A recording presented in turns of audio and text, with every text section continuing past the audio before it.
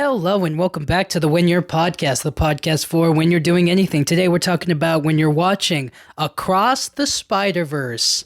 So this movie, man, I mean, let me just tell you from the jump. This movie is This movie is fantastic. It's really great. So much fun watching it. I just a little, I have to start with Into the Spider-Verse. I really liked Into the Spider-Verse, and it was so different from other Spider-Man movies, but it was also animation style. And there's a huge debate about whether or not it's the best Spider-Man movie or not, and a lot of people think it is. And I where I place it is really dependent on not necessarily my mood, but like what feels right at the time. So I feel like there are certain instances where I feel like the live action Spider-Man movies speak to me more on occasion. So sometimes the live action, like Spider-Man 2, will speak to me sometimes a lot more than Into the Spider-Verse. And that's because I feel like Into the Spider-Verse, it's like they accumulate a bunch of Spider-Man and put them all together, which is great, and I really like that because I already understand the concept. But in watching Spider-Man and Spider-Man 2 and those movies where it's just Spider-Man on his own, solo, handling a difficult task, a difficult obstacle, like it took those movies for me to understand who Spider-Man is, what sacrifices he makes, and what it means to be Spider-Man. So they're different. But I could definitely say that Into the Spider-Verse is definitely a huge shift in storytelling and in animation and in telling the story of Miles Morales and of all the other Spider-Men. I think it was very unique and very fun for that. And this movie is no different. So it starts off with Spider-Gwen. And it's a long intro, and I like it. I like it a lot. And I really like Spider-Gwen. I feel like that kind of perspective is often, I don't want to say overlooked. Like they definitely know it, but they haven't really dived deep into it. I'm not that into Spider-Gwen. I'm Spider-Man, Peter Parker kind of guy. And when Spider-Gwen came around, I was like, all right, some female. I knew about Madam Web from like some of the video games and whatnot, and all the other Spider Women. Sorry, but I didn't know all that much about them. I knew of them, and I knew that they would diversify, but I didn't know about them that much. And this movie just kind of showed Spider-Gwen's, piece of the pie a lot more, and I really like that. I really like that they started off with her, and it kind of showed where the struggle that she was facing. And I feel like it's just as much her movie as it is Miles's. But they both come into a place where they intersect and their stories cross over, like they have in the past.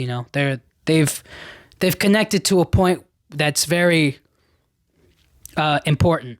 So throughout her whole sequence, I was amazed at the animation and the splash of colors that they used. It was like watercolor. The animation style was very, very fun, and I felt like it hits you right away when she's playing drums, and it just spoilers for this movie. If you haven't watched the movie, go watch it right now, okay? So overall, I felt like that beginning sequence, that whole animation style that they used at the very beginning was so good, and it was very, very important. Now, I want to talk about Spider-Man 2099. I love Spider-Man 2099. I really like Miguel O'Hara.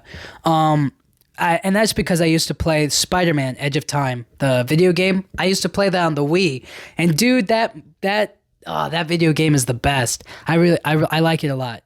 So I've gotten a familiarization. I have a certain nostalgia and a certain love for Miguel O'Hara. That game specific. This movie he's completely different, and he's more broken down. He's more defeated. Which you can kind of understand, especially knowing what he went through. But it's kind of, I think in his case, it's a little bit different. But let me just continue on forward. So, Spider India, I'm trying to remember his like actual name. I forget, but Spider-Man India was also a great addition. I thought it was so fun. I thought that whole world was completely unique and just inspiring. I thought it was great inclusion. Spider-Punk, Hobie Brown. Oh my goodness, the MVP of this movie. I can't stop talking about how great he was. I really liked it. I liked him being in the movie. And Miles really, I mean, I just want to say that, like, watching him and his interactions with his family and kind of like how he talks to them, how he, deals with it. It's so, what's the right word to say? It's so fresh. It feels so heartwarming. It feels so good. It feels nice to see that kind of heart, and also the kind of struggle between him trying to be something and also him trying to protect them. You know what I mean? And it's a tough balance. And so I felt like they really touched it home, especially for him. They gave him some more family moments. They did the same in Into the Spider-Verse. And I felt like there was a great heart in that one as well. But in this one, it just kind of, it pushes a lot more into it. And I really appreciated that. And certain moments where it felt kind of slow, or like, I was kind of waiting for them to get into more dialogue or maybe a different kind of conversation. But when they did, it got good. But when it was like, that silence was there for a reason, and I felt like that was a good choice, a good understanding of that. Now, the big conflict is there are certain canon moments. So canon moments are like the things that are meant to happen or things that are supposed to happen for character development. Sorry. Yeesh. And apparently, because his dad is now becoming police captain, his dad's gonna die. Like, that's just kind of like the whole thing about it. So Miles saved Spider India's police captain or whatever when he wasn't supposed to, when he went to another dimension or to another reality, another universe. Yeah, whatever, a Spider-Verse. And the other Spider-Men need to let it happen, because if it doesn't, it could destroy his world, apparently. Because Spider-Man 2099 did the same. He took over a new world where he had a family and a daughter and everything, and his version of himself got killed in that universe. So he took over. He took his spot. And I gotta say, brilliant idea, but in the long run, it caused the universe to fade away. He destroyed their universe. He destroyed their world, and he feels tremendous guilt and loss. And he wished he could, a wish to take it back or to do what's right. And that's why he kind of leads the multiverse, the Spider-Verse, and the whole people to make sure these canon events happen and that no anomalies happen. Because what he did was an anomaly. He wasn't supposed to save the guy, but Miles did. And in doing so, he created an anomaly where the police captain lives and a whole new story takes place. And because that canon event didn't happen, now it's going to be a whole mess of trouble. Their world gets completely shut down. So it begs the question, right? If you know something bad will happen and you do nothing, is the sacrifice really needed? Or what's worse? Saving somebody you're not supposed to, or neglecting somebody you could have saved, right? So he knows his dad has to die or is going to die, and he wants to save him. He should save him. He's Spider-Man. That's what he does. That's what they do. They save people. They help people, and to let him die, even when they know he's going to die, is wrong, even if it does create problems. But we're talking about, but that's the problem, right? Is like his life will be lost, but a bunch of other people's lives who did nothing else wrong shouldn't have to pay for that either. So what do you do? What can you do? Is there a real solution to this?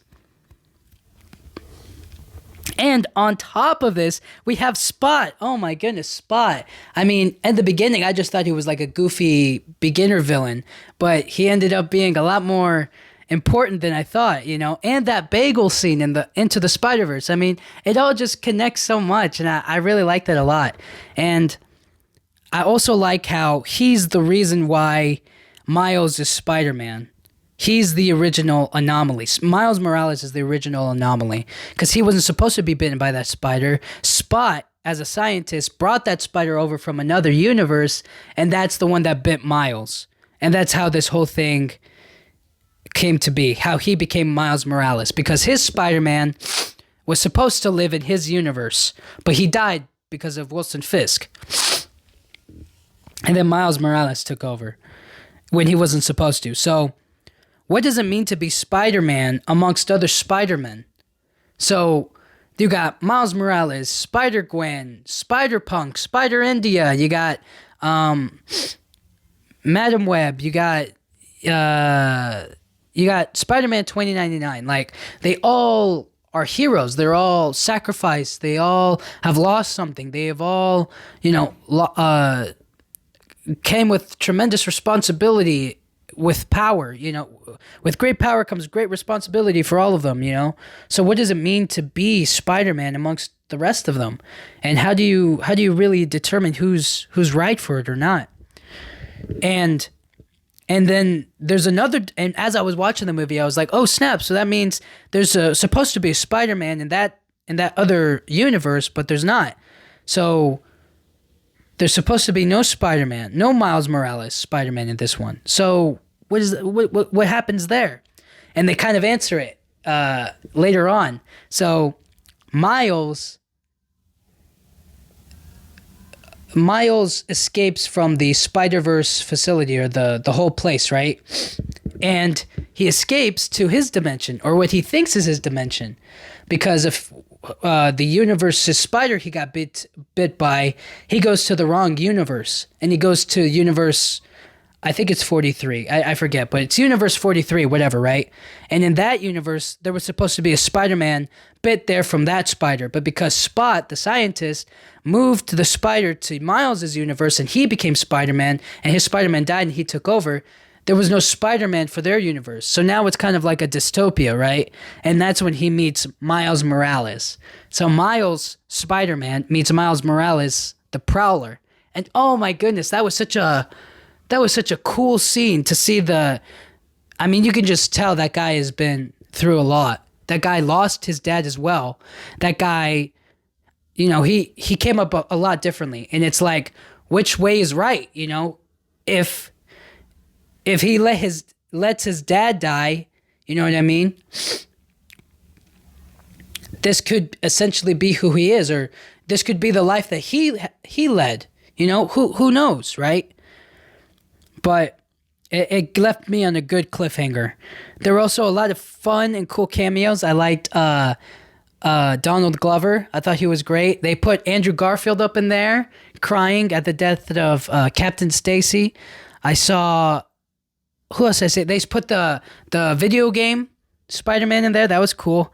And dude, let me just say again, Spider-Punk, Hobie Brown, man. I felt like he added something so cool, so different, so unique.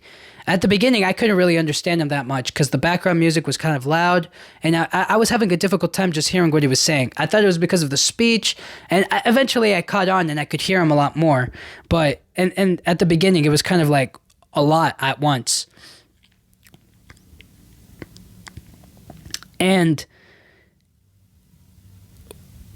But shout out to Hobie Brown. Again, shout out to Hobie Brown. I thought he had some great moments. He was really funny. I thought he was very much on Miles' side. Well, I guess he was just against the system, really. That's what he's all about. But I like that moment where they were like, they were talking to him, and he was like, "You can't stop me from saving my dad." And he was just like, you got to go against the system. You got to go against these guys.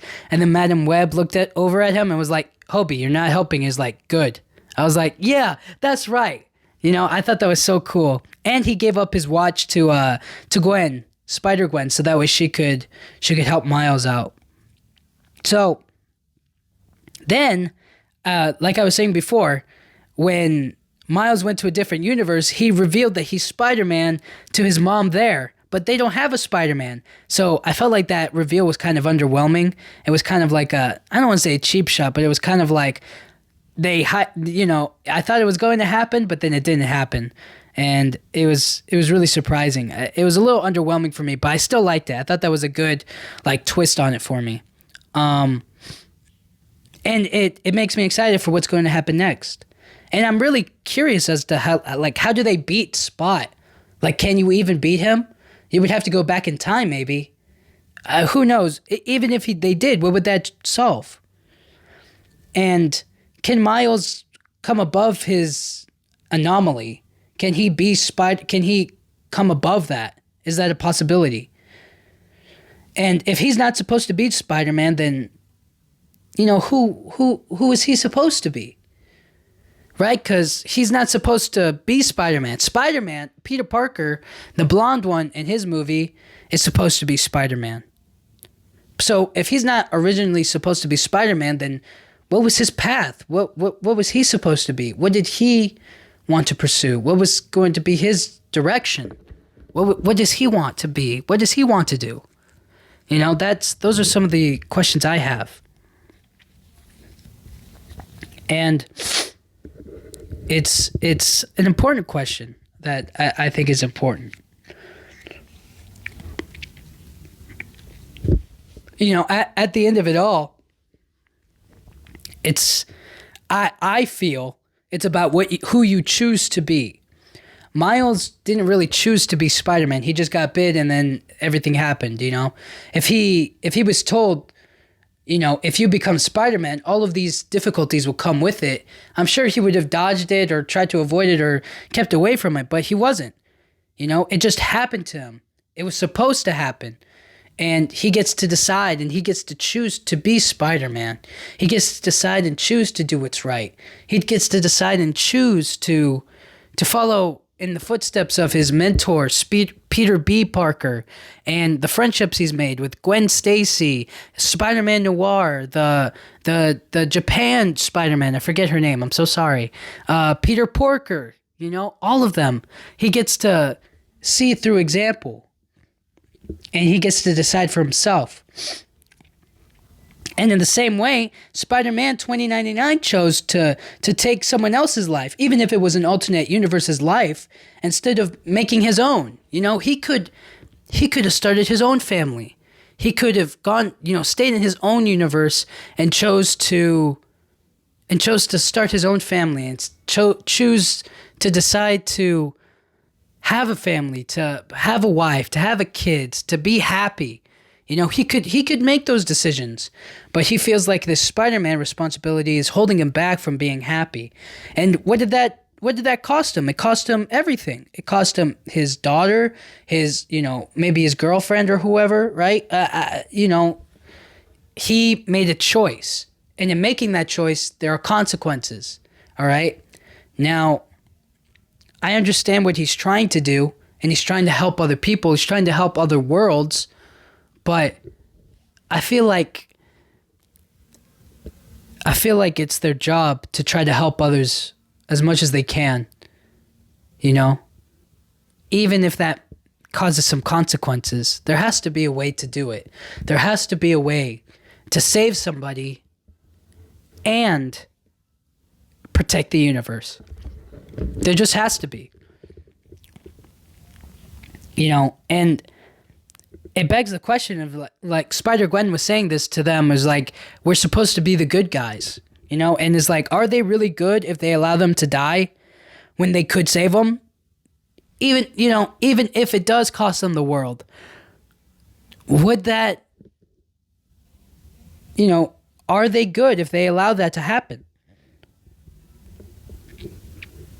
It's just, it's a tough situation. And it's a question that really puts you in a difficult spot, is like, how do we Spot, get it?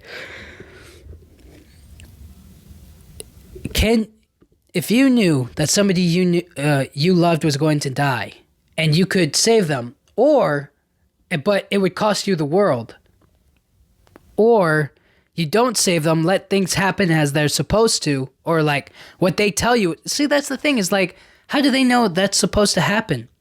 They don't take into account human anomalies, human activism, human opportunities where they could save a life, an average citizen becoming a hero. Like, Spider-Man's not the only hero, right? Like, Spider-Man, everybody wants to be, he's a superhero because he has superpowers, I guess. But the hero aspect, anybody could be a hero. Anybody could save the captain, right? It's not just Miles. So what would it take for that? And so, since Miles Morales' whole existence as Spider-Man is an anomaly, maybe everything he changes, or any anomaly in his universe is possible, because it just happened, right? Well, somebody else did tamper with it, so they're the real problem. But let's say for the sake of discussion that because he's an original anomaly, he's not supposed to be Spider-Man in his universe. Maybe everything that he's done up until that point has been a canon moment. Maybe that was supposed, that little change was supposed to happen. And yes, another universe suffers and has consequences because of that. But maybe this is all a part of a plan, And because of that, anything he changes or any choices he makes is completely up to him. So, other than that, I thought Miles Morales versus all the other Spider-Man was really fun. I thought it was so much fun. It was so cool. And Miles being Spider-Man he didn't decide, but deciding who he wants to be or the man that he wants to become is so important as well. So watching this movie, it's just, you really feel it. It's about him not just being a kid with superpowers, or sorry, don't say kid, don't call him that. It's about him deciding for himself who he wants to be. Spider-Man, yes. He's Spider-Man no matter what at this point. Unless they take his powers away. Ooh, dang. Who knows? But he's meant to be Spider-Man, or he is Spider-Man.